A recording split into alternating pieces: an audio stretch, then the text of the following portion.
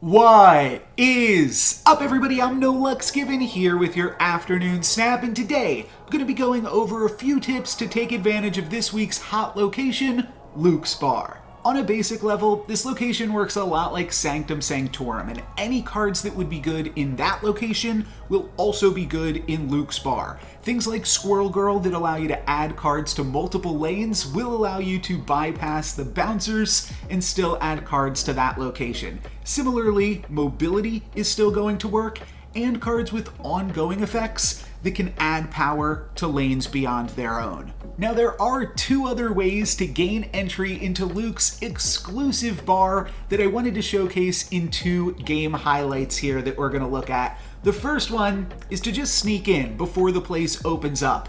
Because this is a hot location, we know it's going to be showing up a lot today, and if it hasn't already, that means you should play to location number 3 just in case it does. Then, if Luke's Bar shows up, which we'll see that it does in this game, then you've already snuck a card in there. But there is one other cool way to potentially gain entrance into Luke's Bar that makes it a little bit different than Sanctum Sanctorum, and that's basically just if you show up with a big enough of a posse. And that's what we're going to see in this game as well. What I mean by that, I think flavor-wise, it's kind of funny to think about, if you got a bunch of friends with you, then they got to let you in.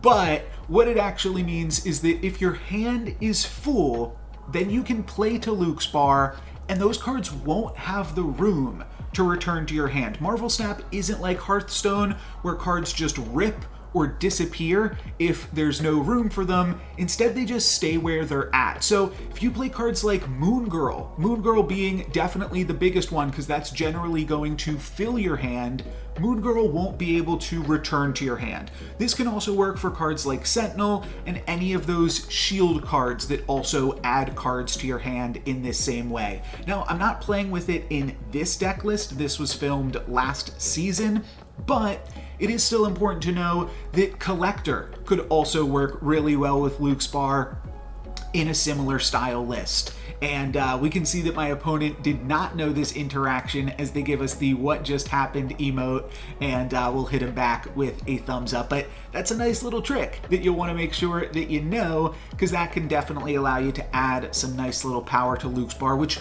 could otherwise be a location that's a little bit tough to battle for. There are still some cool ways to take advantage of it, and I'm going to talk about those next after we take a look at one more game. I guess we'll finish this one up as well. I'm going to play leader, and my opponent actually has a good play, so they have to stay in it. Dr. Doom, another way, basically just a big Squirrel Girl to play to Luke's Bar, but it's not quite going to be enough. Again, I'm going to sneak into Luke's Bar before the location opens up for the night. And this is definitely a strategy that you can use. Won't be able to do that every game, of course, but definitely a good strategy to be aware of.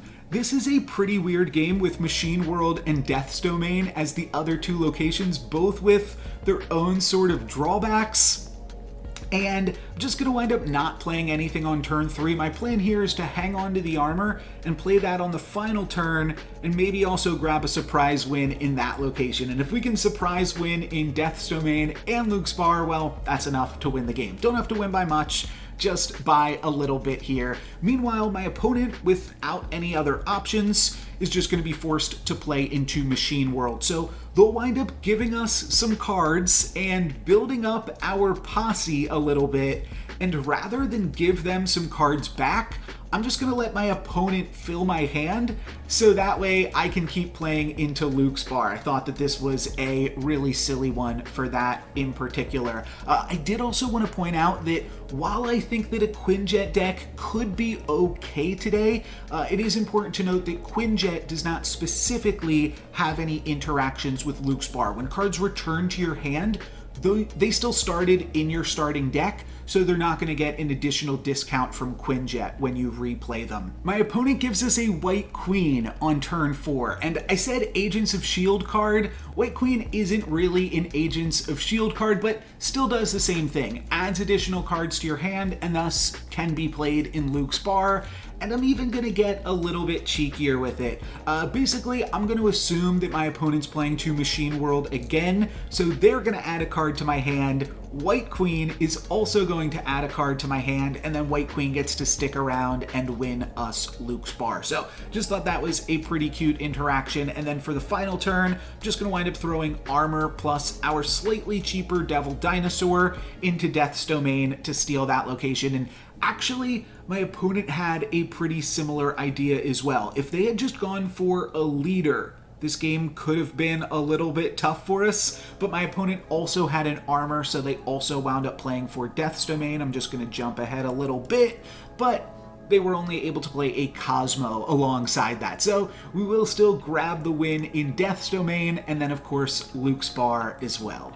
I said that Luke's Bar was a location with a drawback, and that's not entirely the full story. There's actually a lot of ways to take advantage of Luke's Bar with on-reveal abilities. So I'm going to run through all of the various on-reveal abilities in the game and talk about which ones are good with Luke's Bar. I'm not going to touch more on these things, but anything, like I said, that adds cards to other lanes like Squirrel Girl or adds cards to your hand like Agent cards can be good for different reasons. But there's some other cards that I want to highlight right now as well, and that starts with 1-cost cards. And these are really strong because you can keep playing them. You play them on turn 1 or as soon as Luke's Bar reveals itself, then you keep playing them, and you keep being very, very annoying. And you can do that with Iceman to make your opponent's cards a little more expensive, Korg to give your opponent some rocks, or Yondu to destroy your opponent's deck or a bunch of cards from their deck.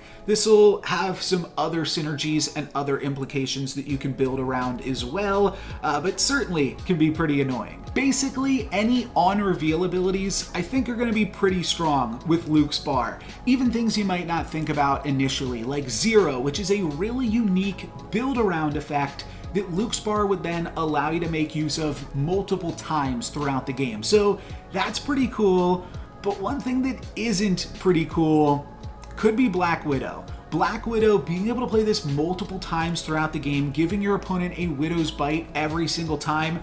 If Luke's Bar shows up on turn 2, you can just completely deny your opponent any card draw throughout the entire game, which would be super annoying. Now, it does come at a cost. You'll have to commit 2 energy to playing Black Widow every single turn, but if you can find a way to win around that, it might be pretty strong. You're also giving your opponent those Widow's Bites, which will clog up their other locations and potentially allow you to find some easier ways to win, because there might only be 2 locations that game if your opponent is then unable to draw any way to interact with Luke's Bar themselves. So that could certainly be really annoying. You could also pair that with Scorpion, which is a card that actually sees some play regardless, and just another annoying card to throw into the mix here, giving all the cards in your opponent's hand -1 power. You could go turn 4 Black Widow plus Scorpion, and then you're giving them a -1 power Widow's Bite that they have to play. Yeah, that seems pretty annoying. Warning. Intentionally storming, changing, replacing, or otherwise ruining the featured location will make me think you're kind of lame. You could take it the other way too and pump up your own stuff. We see Okoye here, but the bigger one that I'm thinking of is Silver Surfer. This is a really, really powerful effect, as anybody that's been playing Marvel Snap for the past month knows, and being able to use this multiple times throughout the game I think could certainly be really dang strong. And while we're on the topic of Silver Surfer, this is a great time to bring up Brood, which also gets around Luke's Bar. That's a little bit different than Squirrel Girl because you couldn't play Brood into Sanctum Sanctorum, but this will bounce the Brood, even allowing you to play it again to another location while still adding those 2 little broodlings. And it's the same for Mr. Sinister as well, if you just want to find a way to add 2 power to that location.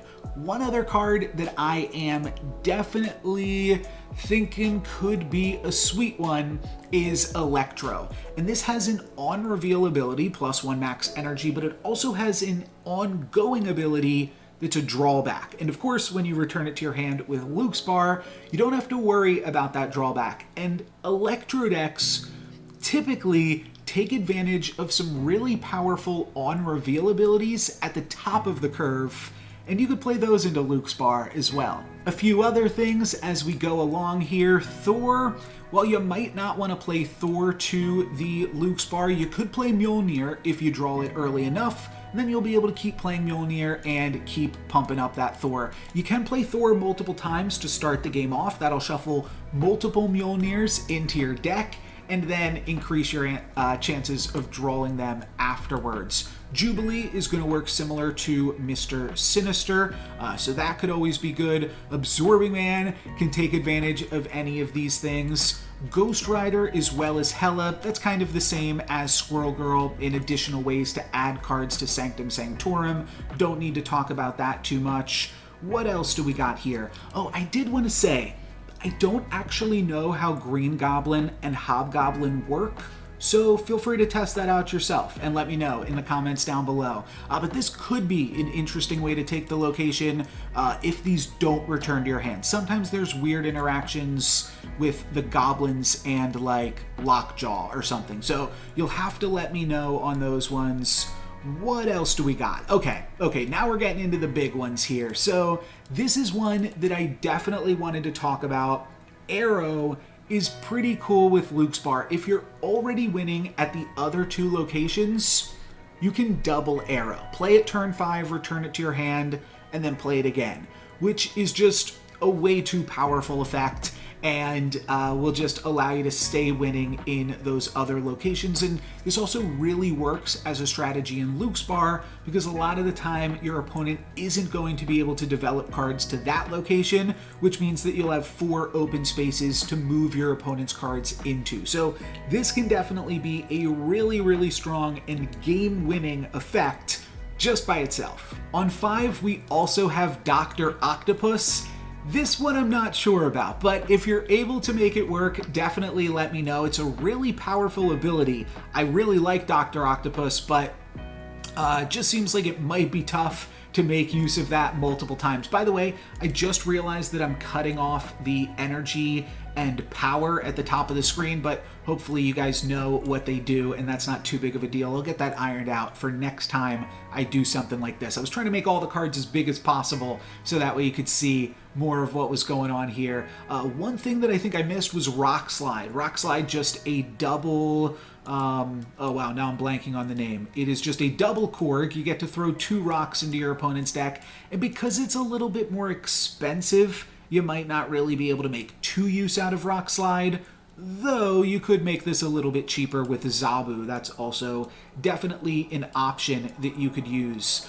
On the top of the curve with the 6-cost cards, these are going to be a little bit trickier to make work, of course. Heimdall is just movement, but I mean, I just didn't want to finish the video without mentioning Leader. If you Electro, which gives you some ramp, or even if you just Wave, that will allow you to Leader into Luke's Bar multiple times throughout the game. The first time you play it into Luke's Bar. The second time you play it, you just play it elsewhere. And similar to cards like Squirrel Girl, which add cards to other locations, if you play Leader and you catch your opponent trying to bounce some cards in Luke's Bar on that turn, your cards are going to stay there. So you'll actually get a better benefit than your opponent in Luke's Bar because their cards are bouncing and your cards are going to stick around and actually contribute power to that location. So definitely something that I didn't want to finish the video with without at least mentioning, but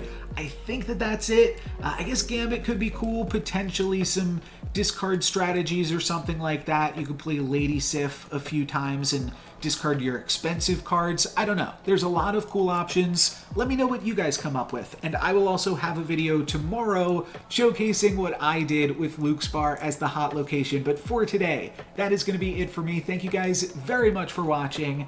I'm No Lux Given. Peace.